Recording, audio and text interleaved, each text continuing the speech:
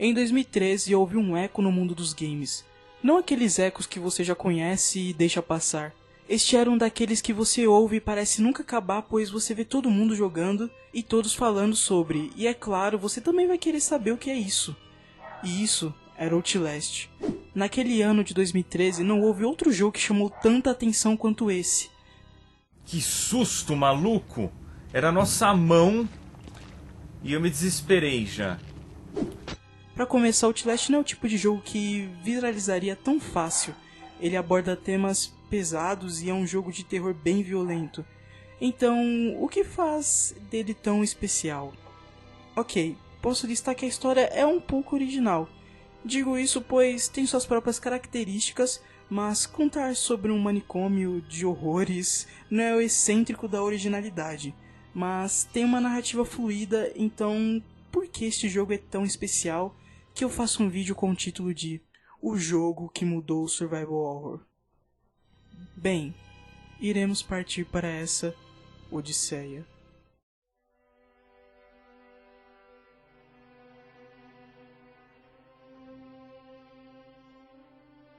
Para começar, aquele ano de 2013 não foi um dos melhores para o mundo dos jogos, me referindo ao gênero horror, claro, porque em 2013 a gente teve The Last of Us, Metro Last Light e bastante coisa que até foi legal, para ser sincero.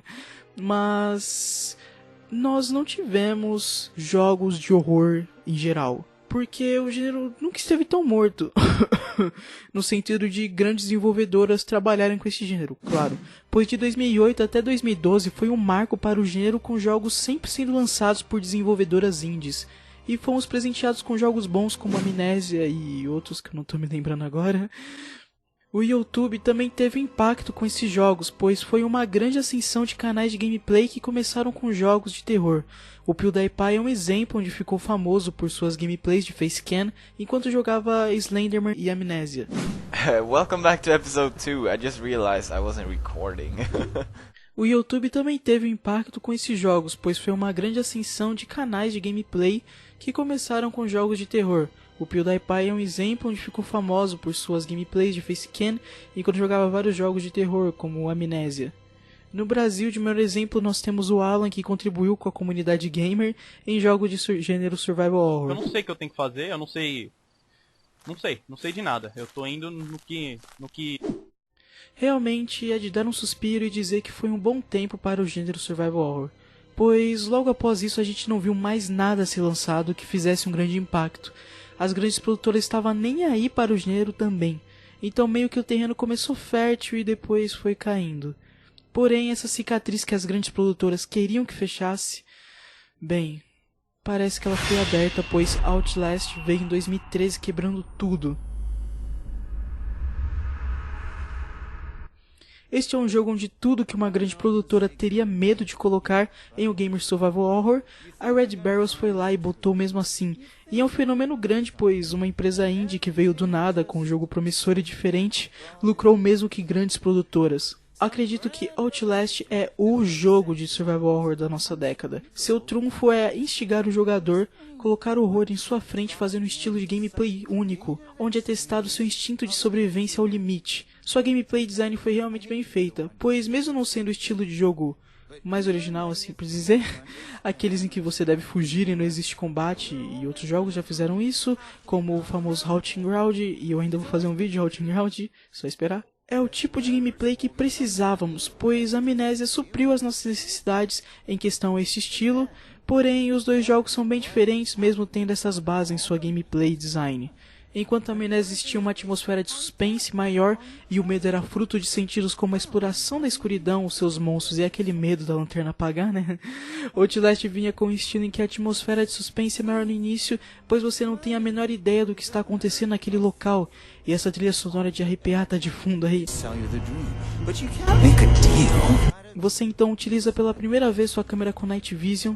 E, gente, isso foi uma sacada muito boa, pois enquanto a maioria dos jogos de terror optam pela lanterna ou lampião, a Red Barrels optou por uma câmera, e isso faz a imersão do game ser maior e fazer você crer que realmente é um repórter investigando um caso misterioso.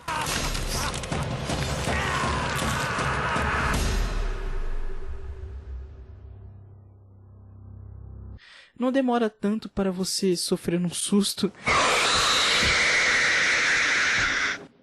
e a vibe de suspense ser cortada, porém já fomos apresentados de começo ao que poderíamos esperar desse jogo. Logo nos deparamos com o primeiro grande desafio, que é a base para o jogo, a gameplay em que você deve fugir e se esconder.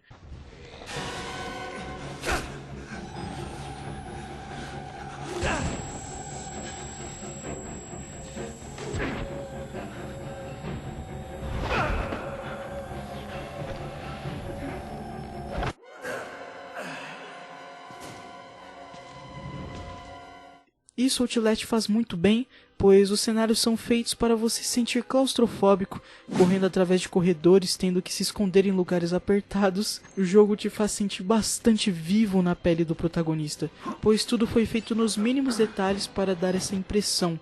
Os ambientes são muito detalhados e você pode observar como texturas de um cenário não se repetem. Tanto quanto o design dos perseguidores que você encontra no caminho faz cada um dos momentos com eles únicos, pois cada um vai pelo menos te fazer ter um pequeno ataque cardíaco.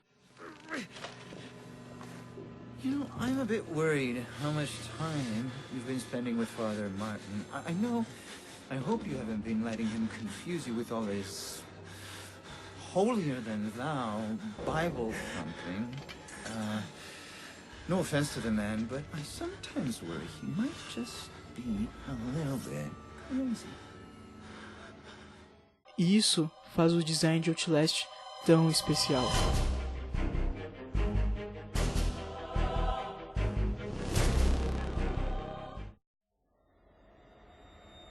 Please, Blake. Where are you? I'm scared.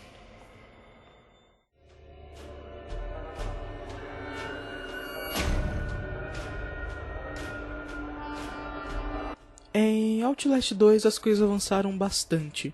Foi um jogo que demorou 4 anos para ser lançado desde o lançamento do primeiro, em 2013. O terror em Outlast 2 vem de inspiração em vários jogos, como até mesmo Silent Hill. E eu amo Silent Hill e logo vai ter um vídeo no canal sobre, só esperar. Porque o caráter do horror parece ser baseado nos traumas de seu personagem. Claro, a gameplay dele tem sua própria essência, mas a evolução maior na história foi essa característica do trauma. No jogo nós estamos na pele do protagonista chamado Blake. Ele é novamente repórter, igual ao primeiro jogo, mas essa história aqui não tem uma ligação direta com o primeiro. Blake vai até um local com sua esposa Lynn para fazer uma reportagem sobre um caso misterioso envolvendo o desaparecimento de uma garota. Eles não conseguem terminar o que foram fazer, pois acabam sendo atingidos por uma espécie de luz estranha.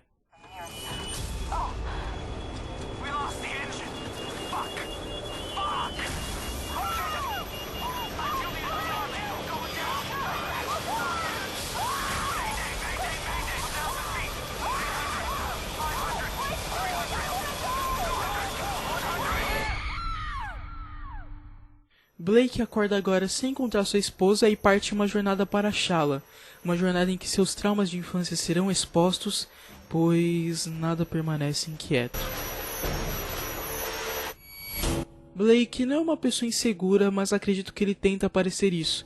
Ele vai atrás de sua esposa, pois ele não quer perder ela. Depois de já ter perdido alguém que ele amava, ele não quer perder outra pessoa. Nós começamos a entender seu personagem aos poucos quando visitamos a infância de Blake em um colégio católico em que ele estudou. Nós conhecemos as personagens de Lynn, quando era criança, e outra chamada Jessica.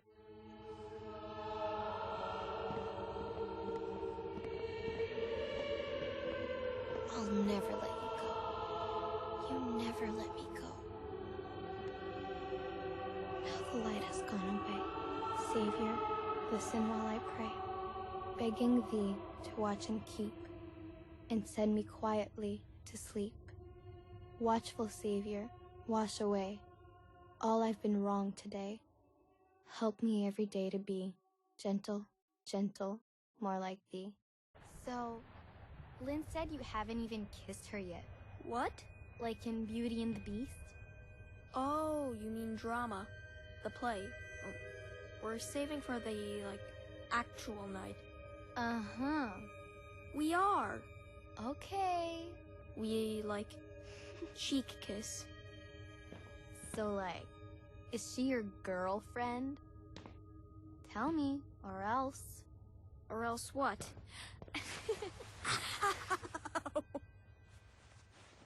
Os três são apresentados como amigos fortes, porém tem alguma coisa errada. Don't you know Jessica? Oh, sorry, What are the two of you doing in here? I'm sorry, Father Loudermilk. We stayed after school for journal?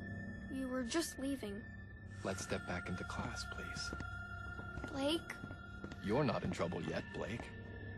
You don't want to get in trouble, do you? Just stay with me. I want you two to tell me what you were doing in here. Were you misbehaving? Do I need to call your parents? Jessica, do I need to call your father again? No, please. I only want us to be friends. Nobody's in trouble yet. Does one of you think you can make this right? Jessica? Jessica, look at me. Will you pray with me? Will you help me make this right? Why don't you go along home, Blake? Don't go. Did I interrupt something between you two? It wasn't like that. Then what did you want? You won't say? You know, shame is a gift from God. To let you know right from wrong. And what you want is very wrong. Go home and pray. Stay. I want you to stay. Blake, please. This is awkward enough. Nothing's the matter, but I need you to leave us. Don't. Everything's okay. You can leave, young man. Walk away.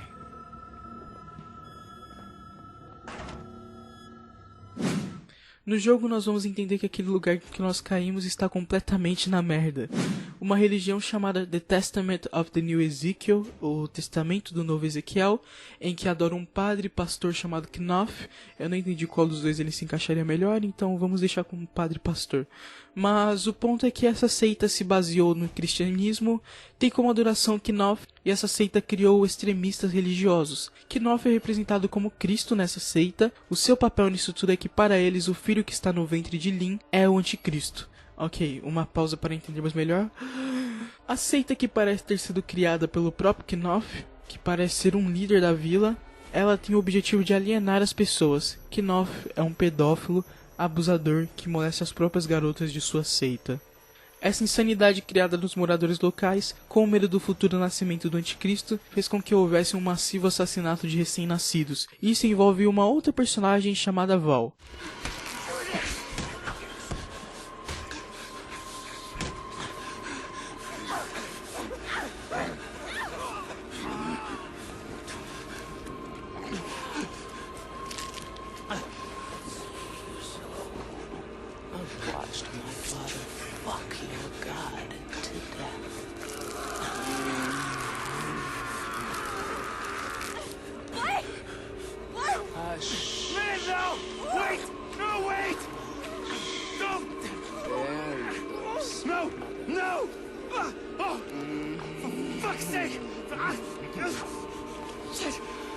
Take her home.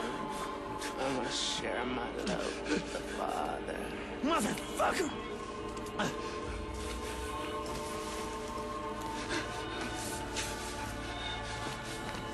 God doesn't love you. Not like I do.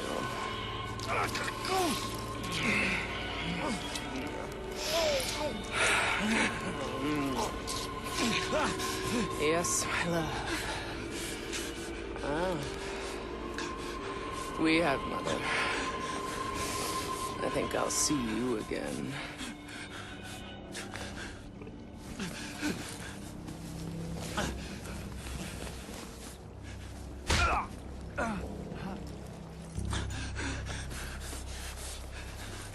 Val tem sua própria seita, que é chamada de hereges. Os hereges têm o objetivo de trazer o anticristo para o mundo.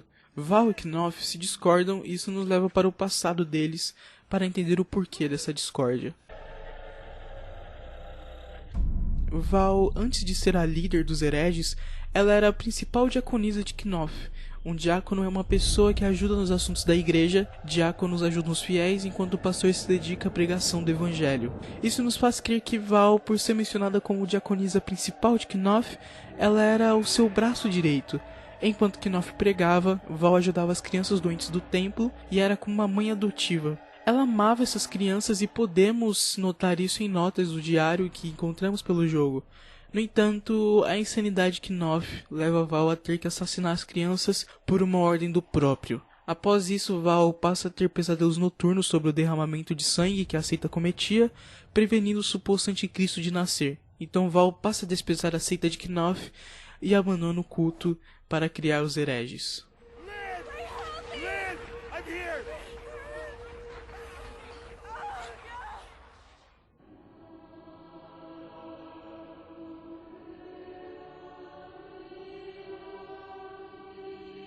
Lembram que eu tinha mencionado essa luz? Pois bem, por que ela é tão importante para eu mencionar de novo? Essa luz faz parte de uns experimentos da Murkoff. A Murkoff é a vilã principal da série Outlast e que está por trás de tudo. Desde o primeiro jogo, ela é quem está por trás do caso do hospital psiquiátrico. É uma empresa que trabalha secretamente fazendo experimentos em pacientes humanos e, claro, sem que eles queiram. Na DLC o Whistleblower é mostrado como eram os experimentos e o tratamento que a Murkoff dava para os pacientes no hospício. E agora ela está utilizando como cobaia os moradores da vila e qual seria o efeito que ela causa. Acredito que vocês já sacaram, mas essa luz causa alucinações e mudança de comportamento. Isso nos faz crer que tudo o que vimos em Outlast 2, no caso de tudo que parecia fantasioso, poderia nem mesmo ser real, pois durante o jogo somos atingidos diversas vezes por essa luz, mas acredito que em partes essa teoria é consistente e em outras não. Acredito que Lynn nunca esteve grávida, e isso seria uma alucinação, pois os acontecimentos do jogo acontecem em horas e a gestação de Lynn leva apenas alguns momentos para o bebê nascer, mas eu desacredito que literalmente tudo o que vimos no jogo era fruto de uma alucinação. O papel da luz na história, e no ponto de vista de Blake, seria como um cursor para o seu trauma de infância. Ela é como um canal que, ao Blake presenciar, afeta sua mente e ele é posto em um estado como uma hipnose. E qual seria esse grande trauma? Bem, iremos voltar para o trio, Blake, Lynn e Jessica. Jessica é apresentada de início como se tivesse se suicidado, e até mesmo Lynn acredita nisso, pois é o que parece ter acontecido.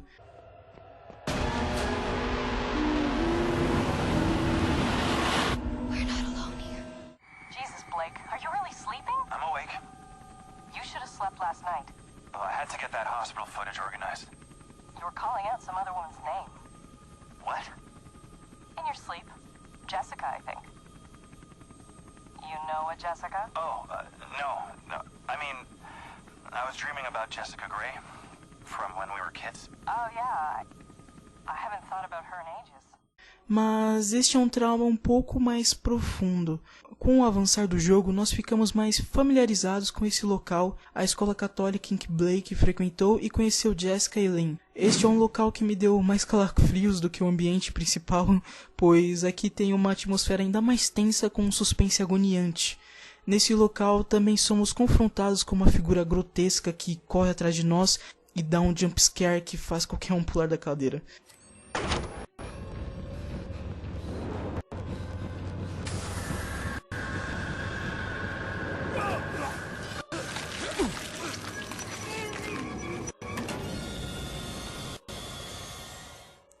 O interessante aqui é o passado e o passado é revelado. Nós encontramos dicas que vai nos abrindo a cabeça e percebendo o que acontecia. Conhecemos o padre Lutemit, eu acho que é assim que se fala ele, Lutemit, acho que é assim, que era o professor de música. E nós, quando voltamos aqui, nos deparamos com a sala de música e não é algo que devemos deixar passar. Alguma conexão temos com o padre. E ele parece ser próximo de Jessica, e digo próximo no sentido ruim, pois ela sente medo dele e pedir ajuda para Blake não a deixar sozinha com ele. E nós já sabemos onde isso dá. Sempre que voltamos para a infância e andamos pelo corredor, ouvimos Jessica dizendo: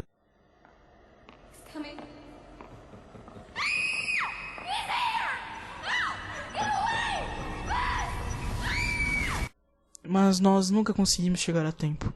O que acontece é que Jessica era abusada pelo padre Lutemit e tinha medo de contar, mas pedia ajuda para Blake. Só que, apesar de tudo, Blake também era uma criança e não tinha como ele ajudar ela de uma maneira efetiva. Após chegarmos no fim do jogo, entendemos que Jessica nunca se matou, e sim foi morta por Lutemit.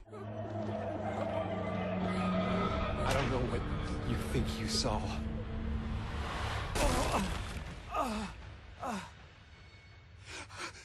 Fuck.